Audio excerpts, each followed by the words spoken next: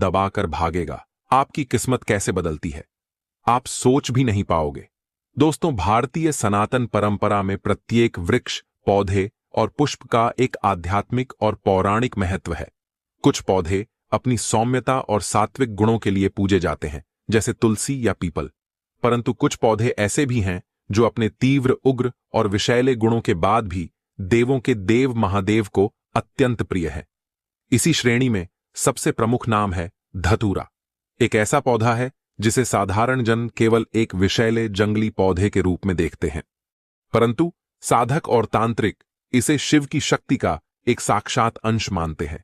इसकी उत्पत्ति की कथा सृष्टि के सबसे महान और भयानक घटनाक्रमों में से एक समुद्र मंथन से जुड़ी हुई है। पौराणिक काल में महर्षि दुर्वासा के श्राप के कारण देवलोक श्रीहीन हो गया, दानवों का आतंक बढ़ गया और देवता शक्तिहीन होकर इधर उधर भटकने लगे। इस घोर संकट के निवारण के लिए सभी देवता ब्रह्मा जी के पास गए और ब्रह्मा जी उन सभी को लेकर भगवान विष्णु की शरण में पहुंचे। भगवान विष्णु ने इस संकट का एक ही उपाय बताया, समुद्र मंथन। उन्होंने कहा कि क्षीर सागर का मंथन करने से अमृत निकलेगा, जिसे पीकर देवता अमर हो जाएंगे और उन्हें कोई पराजित नहीं कर सकेगा। यह कार्य अत्यंत विशाल था। इसके लिए देवताओं ने अपनी शत्रुता भुलाकर दानवों से सहायता मांगी और उन्हें अमृत में हिस्सा देने का लालच दिया। मंथन की तैयारी शुरू हुई। मंदराचल पर्वत को मथनी बनाया गया और नागों के राजा वासुकी को रस्सी बनाया गया। स्वयं भगवान विष्णु ने कच्छप अवतार लेकर मंदराचल पर्वत को अपनी पीठ पर धारण किया। एक ओर देवता और दूसरी ओर दानव वासुकी नाग को पकड़कर समुद्र का मंथन करने लगे। मंथन से एक एक करके 14 दिव्य रत्न निकालने लगे। सर्वप्रथम कामधेनु गाय निकली, फिर उच्चश्रवा घोड़ा, ऐरावत हाथी, कौस्तुभमणि, कल्पवृक्ष और अप्सराएं निकाली। जब देवी लक्ष्मी प्रकट हुई तो चारों ओर आनंद छा गया। भगवान विष्णु ने उन्हें अपनी पत्नी के रूप में स्वीकार किया। इसके बाद वारुणी देवी प्रकट हुई। यह सब देखकर देवता और दानव अत्यंत प्रसन्न थे। वे अमृत की प्रतीक्षा कर रहे थे, परंतु अमृत निकलने से ठीक पहले समुद्र से एक ऐसी वस्तु निकाली जिसकी किसी ने कल्पना भी नहीं की थी। वह था हलाहल विष। यह विष इतना भयानक और तीव्र था कि उसके ज्वालाओं से तीनों लोग जलने लगे। उसका धुआं जहां तक जाता वहां की सृष्टि भस्म होने लगती। देवता और दानव सभी उसके ताप से पीड़ित होकर भागने लगे। उनकी त्वचा जलने लगी और सांस लेना कठिन हो गया। सृष्टि पर आए इस महासंकट को देखकर सभी भयभीत हो गए। देवता और दानव एक बार फिर ब्रह्मा जी और विष्णु जी के पास गए। उन्होंने कहा कि इस विष का ताप हम सहन नहीं कर पा रहे हैं, यह संपूर्ण ब्रह्मांड को नष्ट कर देगा। ब्रह्मा जी और विष्णु जी ने कहा कि इस महाविनाशक हलाहल को शांत करने की शक्ति केवल एक ही सत्ता में है, वह है देवों के देव कैलाश पति महादेव। सभी देवता और दानव हाथ जोड़े कैलाश पर्वत पर पहुंचे और भगवान शिव की स्तुति करने लगे। वे महादेव से सृष्टि की रक्षा करने की प्रार्थना करने लगे। भगवान शिव, जो सदैव अपनी तपस्या में लीन रहते हैं, अपने भक्तों की पुकार सुनकर करुणा से भर उठे। वे जानते थे कि यदि इस विष को नहीं रोका गया तो उनकी बनाई यह सृष्टि पल भर में राख हो जाएगी। महादेव ने अपनी दिव्य दृष्टि से उस महाविष को देखा और उसे अपने पास बुलाया। उन्होंने संपूर्ण हलाहल विष को अपनी अंजुलि में समेटा और उसे पी गए। यह दृश्य देखकर वहां उपस्थित सभी देवता कांप उठे। भगवान शिव ने उस विष को अपने कंठ से नीचे नहीं उतरने दिया।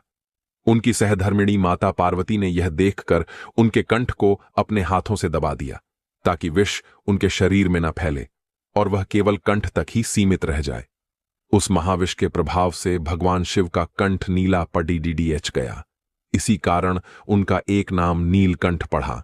कथा के अनुसार जब भगवान शिव उस तीव्र विष को अपने कंठ में धारण कर रहे थे तो उसकी भयानकता और ताप से वे कुछ क्षण के लिए विचलित हुए। इस प्रक्रिया में उनके मुख से विश्व की कुछ बूंदें या उनके पसीने की कुछ बूंदें पृथ्वी पर गिरीं। जहां जहां वे बूंदें गिरीं वहां विषैले पौधे उग गए। धतूरा उन्हीं में से एक है, क्योंकि धतूरा उस हलाहल से जन्मा है जिसे स्वयं महादेव ने धारण किया। इसलिए यह पौधा भगवान शिव का अंश माना जाता है। यह विष से जन्मा, परंतु शिव के स्पर्श से पवित्र हो गया। यह इस बात का प्रतीक है कि शिव ही एकमात्र ऐसी शक्ति है जो विष को भी अमृत में बदल सकते हैं, जो विनाश को भी अपने भीतर समाहित कर सकते हैं। यही कारण है कि जो विष संसार के लिए घातक है, वही धतूरा जब शिव को अर्पित किया जाता है तो वह सबसे पवित्र वस्तु बन जाता है।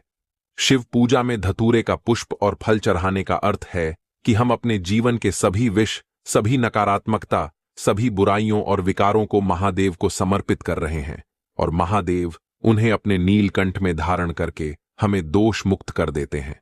धतूरा शिव की संहारक शक्ति और उनकी परम वैराग्य की स्थिति का प्रतीक है।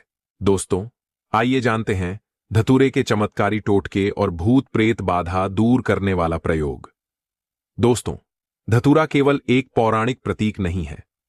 तंत्र शास्त्र में इसे एक अत्यंत शक्तिशाली और रहस्यमय वनस्पति माना गया है। इसका स्वभाव उग्र और तीक्ष्ण है। यह मस्तिष्क पर सीधा प्रभाव डालता है। जहां साधारण चिकित्सा में इसका प्रयोग अत्यंत सीमित और केवल विशेषज्ञों द्वारा किया जाता है, वहीं पारलौकिक जगत में इसकी शक्तियों का व्यापक वर्णन मिलता है। तंत्र का सिद्धांत है कि विष ही विष की औषधि है। क्योंकि धतूरा स्वयं हलाहल विष का अंश है, इसलिए इसमें अन्य सभी प्रकार की नकारात्मक ऊर्जाओं, प्रेत, बाधाओं और दुष्ट शक्तियों को नष्ट करने की अद्भुत क्षमता होती है।